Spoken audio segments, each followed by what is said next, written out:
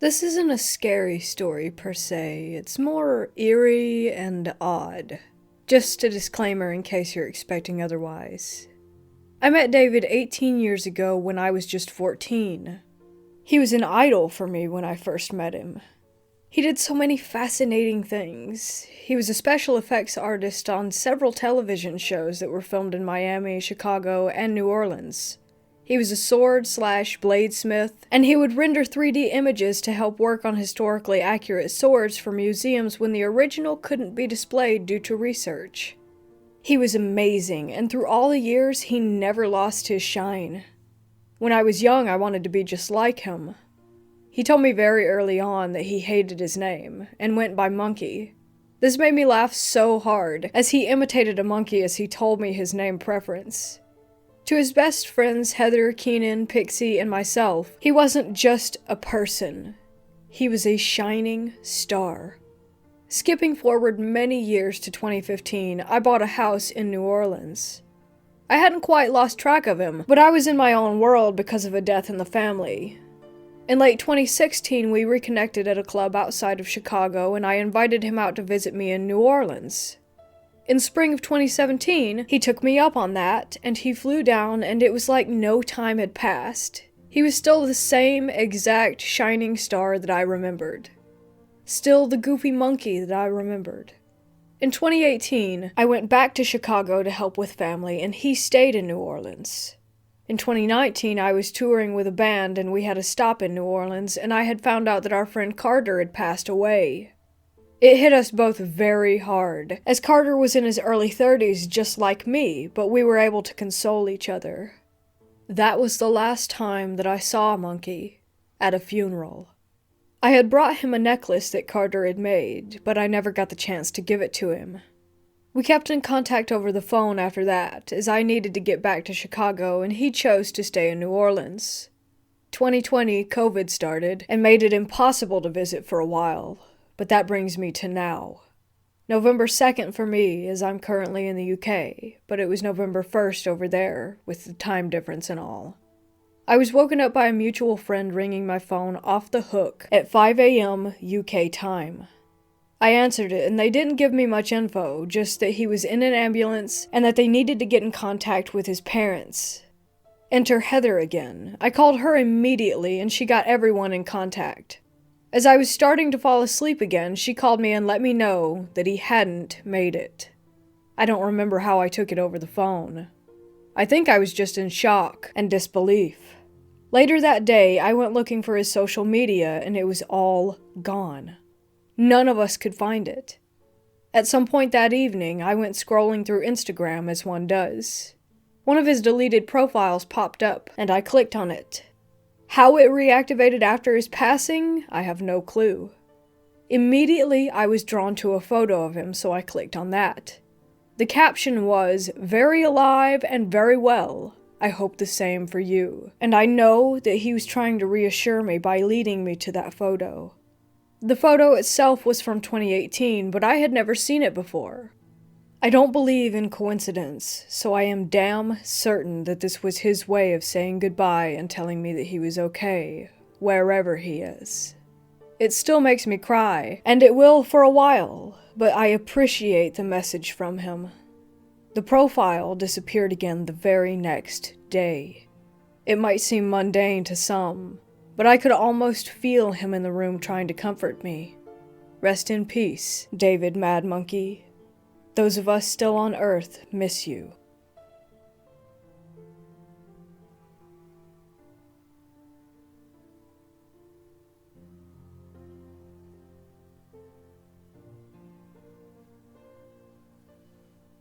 In 1999, I moved back to Washington State after traveling around the country for 4 years. My grandmother let me move in with her for a while so that I could get back on my feet. I hated the basement of her house. Always have. But it was free rent, and she was cool with Chuck, my 90-pound black lab. Plus, my Gramps and I got along pretty well. Late one night, about 3 months into me staying there, I woke up because Chuck kept moving around on the bed and was shaking the mattress. Then I heard him start grumping. You know, those grumpy groans that old dogs make when you scratch behind their ears and they love it. He started doing that. Once I realized what I was hearing, I sat up to yell at him to go back to sleep. That's when I discovered the reason that he was moving around so much. He was trying to get closer to the woman who was standing right next to my bed, scratching him behind the ear. I didn't scream, and I'm proud of that. But also, what the actual hell? Where did she come from? Who was she? Why was she standing in my room petting my dog at 3 a.m.? I was too afraid to ask. I did the only thing I knew how to in those situations. I hid under the blanket. Certainly she would be gone by the time I re-emerged from underneath it. That's how these things are supposed to work, right? I waited for a little while, but when I came out from under the blanket, she was still there. So I hid under there again 3 more times. Every time I came back out, she would still be there, smiling at me and scratching my dog's ears. The last time I was under the covers, I realized that I wasn't actually afraid of the woman. Chuck and I met under stressful situations for both of us, and because of that, he and I had a super strong bond. I trusted him implicitly. If she had meant me harm, he would have reacted to her negatively. But his reaction was clearly positive, so I figured that she probably wasn't there to kill me. So I came out from under the blanket one last time, intending to deal with the freaky woman still standing right next to me. Somehow I had decided that by turning on the light, it would make her disappear. I reached over and snapped on the bedside lamp. I don't know why I thought that would work. Is that even a thing? Are ghosts supposed to disappear in the light? Well, I turned it on and she didn't, so I don't think it's a real thing. By then, she had been standing at my bedside petting Chuck for several minutes, and I was out of ghost-busting options, so I gave up on being terrified and just looked at her. Really looked at her. I can still see her right now in my mind, dressed up in a classy brown pantsuit with a cream-colored blouse.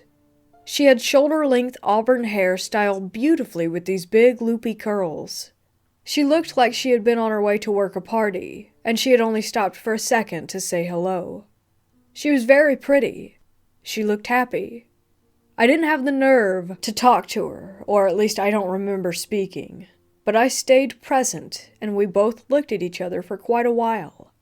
I remember having the distinct impression of her knowing that I was there, of both of us being aware of the other. Then she stopped petting Chuck and walked to the end of my bed, stood up straight and proud, and dissolved away. I mean that very literally. First her clothes, then her skin, her organs, and her bones. Like that Nazi at the end of Indiana Jones and the Raiders of the Lost Ark. I remember what her blood looked like as it dissolved to reveal her skeleton. That should be a gross and terrifying memory, but I don't recall it like that. At the time, it felt like she was doing it on purpose. Like she had wanted to make the most dramatic exit that she could manage. I remember thinking, this should scare the pants off of me, but also, wow. Somehow, I did go back to sleep. In the morning, over coffee, I was going to tell my grandmother about what had happened, but she had just received an upsetting phone call. Apparently, her best friend from high school, Ursula, had passed away in the middle of the night. I'd heard stories about their teenage shenanigans, especially the one about the stolen birthday cake. But I never saw a picture of Ursula, so I asked what she looked like. I couldn't tell you what she looked like these days, but when she was young, she had the most beautiful curly auburn hair, is what my grandmother said.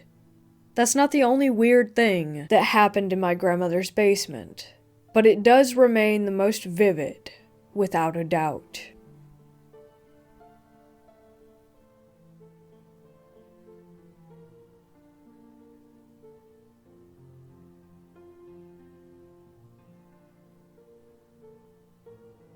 Unfortunately, my dad died earlier this year, and the way he died was terrible, in which my whole family has to go to therapy. Yet, I still miss him and love him always. To get into the experience, I've moved around a lot this year due to personal problems since my dad's passing. I also got 2 puppies this year from the same litter. Lost my dad and dog on the same day. Kinda like a replacement for the 2 loved ones that I did lose. One of the dogs was quiet and usually pretty chill, except that he had these moments where he would start staring at a wall or something in the room randomly, when he wouldn't normally do this. I know that dogs have a 6th sense about paranormal stuff, as well as cats and other animals. This behavior would happen about each month, around 2 to 3 times since I got him in May. Then I moved again to my godfather's house, which he's my dad's older brother. There are still some tense feelings here and there because it's a very sensitive topic for my godparents and dad's side of the family to talk about my dad, or even to see videos or pictures of him. Around the same time I started my new job, where it would require me waking up at 2, 3, sometimes 4 in the morning to leave for work. In front of my room, there'd be like a tiny light that's usually on sometimes when people forget to turn it off. There's nothing in the way of that light that could ever cause a shadow. One day I was leaving for work. It was about a week ago. I go to get my shoes, and I'm about to leave through the front door when I look up, and in front of the light, there is a shadow of a person. I immediately recognized who it was. It was my dad. The only reason I know him is because of his shoulders and height. I looked and saw his big shoulders and his head. I blinked, and then it went away. I closed the door to the house and went to my car. Until about 10 minutes later, it hit me again that I had just seen my father. I think I cried about it after work, but I couldn't tell anyone for fear of them thinking that I've lost my mind.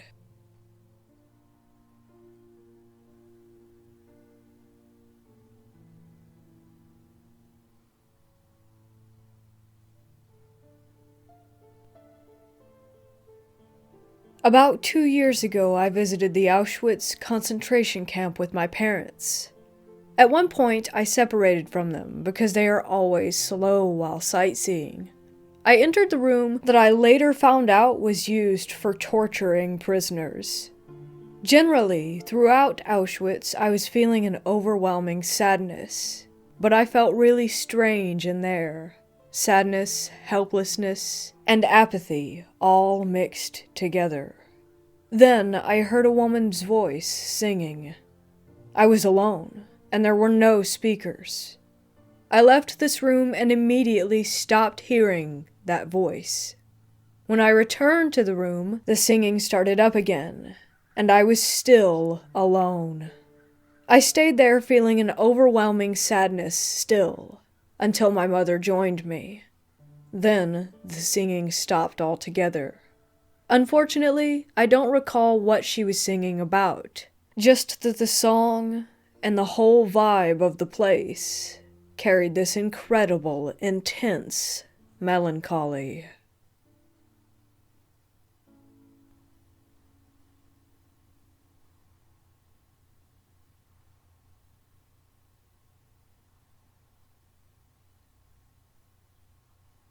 We used to have a chair sitting in my parents' closet. It was one of those old straw ones that felt like it was going to fall apart every time you sat on it. My sister was born first, and almost every night she would stand in her crib pointing at the wall. At first, my parents had no idea what was going on, until they found out the direction she was pointing was where my parents' closet was with the chair. The same thing happened over and over until I was born 4 years later. I got the room that my sister had been in. I was 1, and when my parents saw me one night, I was doing the exact same thing, pointing at the same spot that my sister had. Time went on and nothing happened concerning the chair. One day my parents went into their closet and found written in crayon the name Sue. My parents have never seen this before. After that, nothing else happened. The chair started to take up space, so my mom decided to take it to the place where she used to work. Our good friend had that class now, and it was all hers. It was a 5th grade science class. After about a month, my mom got a text that Sue was doing things. She said that Sue was dumping stuff off of shelves and throwing things. She said that Sue took a liking to one of her kids and messed with his hair and threw stuff directly at him. That was the last time we ever heard anything about Sue. I would definitely like to go back to see if she's still there.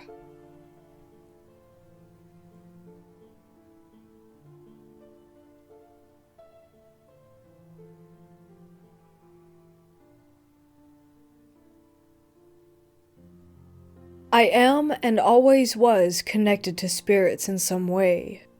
I'm Native American, which does contribute to my sensitivity to otherworldly experiences. This particular experience happened about 7 years ago. Growing up, I was a weird kid. In middle school, I was in the paranormal/ghost hunter phase, watching anything that had to do with ghosts and hauntings that I could. Down the road from my house was a big and decrepit house, which always gave me and my friends really weird vibes, like something was watching us as we would walk past. One day, me, my sister, and my friend were looking on the App Store for an app to keep us busy, a new thing to do that wasn't like what we did on a normal day. We found this app that claimed to pick up EVPs. We take the app to the house to test it out, being kind of skeptical. We sat up on the driveway asking questions. As we asked questions, to our surprise, we got answers. The app told us that the spirit was an 8-year-old boy named Shane who had died in a fire. This made us flip out, running down the road to my mom. She dismissed it since it was a free app on the Apple Store after all, so we dismissed it as well. A few years later, I was in class with a friend from high school, and for some reason we started talking about ghosts and paranormal encounters. This friend had moved into the house down the road after the years of it being renovated and ready for a new family. She went on about how she would hear noises in her house, and how she kept seeing a little boy. I instantly jump up at her saying this, and I asked her, "Is he blonde? Did he look like he was about 8 or 10? She raised her eyebrow, confused, but said, "Yeah, how do you know this?" This is where I explain what we did as kids, and how we didn't believe it until she told me what she did. Apps like that are still skeptical to me, but I don't think the set of experiences were mere coincidences. To me, this is something more, and still sends a bit of a shiver down my spine to this day.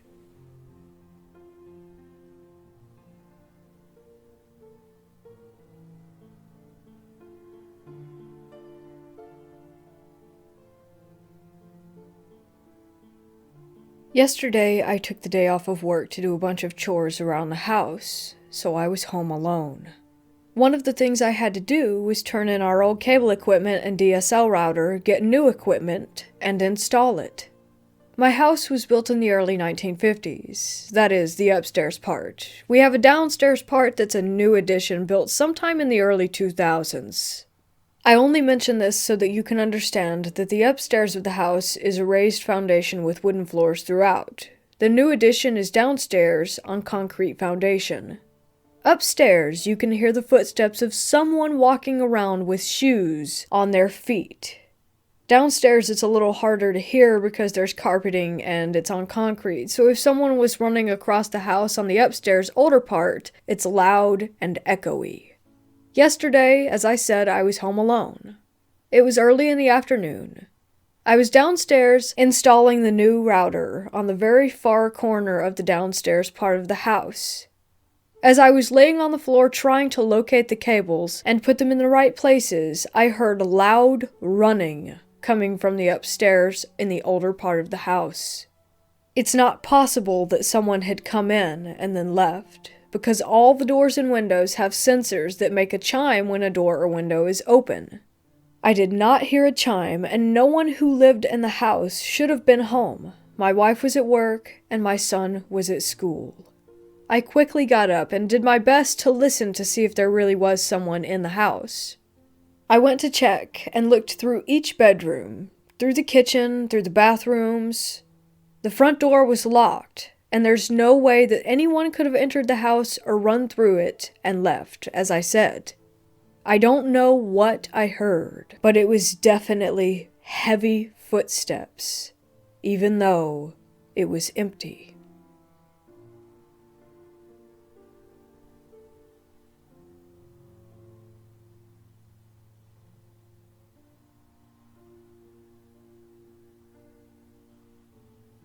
In the home where I lived from ages 8 to 16, I would always hear church bells ringing early in the morning. My sister, who shared a room with me, said that she heard them as well, and this was before I ever mentioned them to her, so I know that it wasn't my imagination playing tricks on me. I never even thought it was weird until I was in my early teens when I realized that we don't live near any churches, or at least not any active churches. I was so used to it that I'd never really even taken the time to actually consider it. When I brought it up to my mom, she had no clue what I was talking about. It was the same with my next-door neighbors and other friends from the neighborhood.